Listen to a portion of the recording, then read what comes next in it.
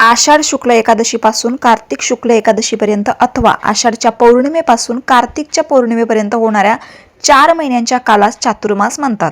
चातुर्मासाच्या आरंभी जी एकादशी येते तिला शयनी व समाप्तीस जी एकादशी येते तिला बोधिनी अथवा प्रबोधिनी म्हणतात. मनुष्याचे एक वर्ष हे देवाची एक अहोरात्र असते. दक्षिणायन ही देवाची रात्र असून उत्तरायण हा त्यांचा दिवस असतो. कर्क संक्रांतीस उत्तरायण पूर्ण होते व दक्षिणायनास प्रारंभ होतो, म्हणजेच देवांची रात्र सुरू होते. कर्क संक्रांत आषाढ महिन्यात होते, म्हणूनच आषाढ शुक्ल एकादशी शयनी एकादशी म्हटले आहे, कारण त्या दिवशी देव झोपी जातात अशी समजूत आहे. कार्तिक शुक्ल एकादशीस देव झोपेतून उठतात म्हणून तिला बोधिनी म्हणतात. वस्तुतः दक्षिणायन 6 महिन्यांच्या असल्यामुळे देवांची रात्र ही तेवढीच असायला हवी, पण बोधिनी एकादशीपर्यंत 4च महिने पुरे होतात. याचा अर्थ असा की रात्रीचा 1/3 शिल्लक आहे, तोच देव जागे होतात व आपले व्यवहार करू लागतात. देवांच्या या निद्रा काळात असुर प्रबळ होतात व मानवाला त्रास देऊ लागतात असे सांगितले आहे. त्या असुरांपासून स्वतःचे संरक्षण होण्यासाठी प्रत्येकाने काहीतरी व्रत करावे असे धर्मशास्त्र सांगते.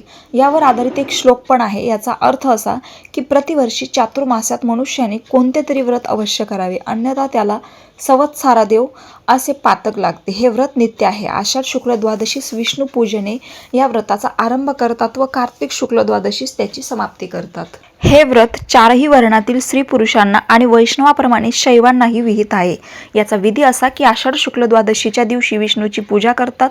या पूजेस जाईची फुले आवश्यक असतात. पूजा झाल्यावर पुढील मंत्रांनी प्रार्थना करतात. अजून यावर आधारित एक श्लोक पण आहे. त्याचा अर्थ पुढील प्रमाणे: वार्षिक चातुर्मासात प्रबोधिनी एकादशीपर्यंत मी नियम करीत आहे, तो माझा नियम.